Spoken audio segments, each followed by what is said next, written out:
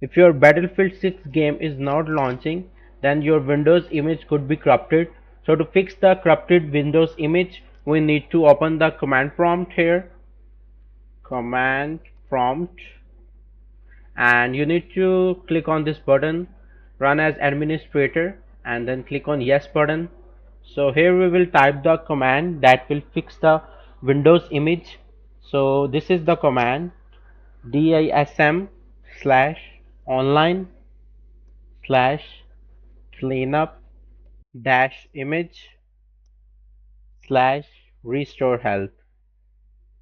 Restore health. So we will press enter.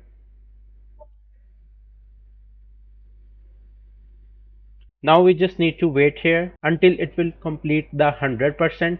So once it will be completed, then it will repair the Windows image, and that will fix your Windows image files. Okay, the command has been completed. Now you can see the restore operation completed successfully. The operation completed successfully. So this command has scanned and repaired the Windows image using the Windows updates, and it downloaded all the new files.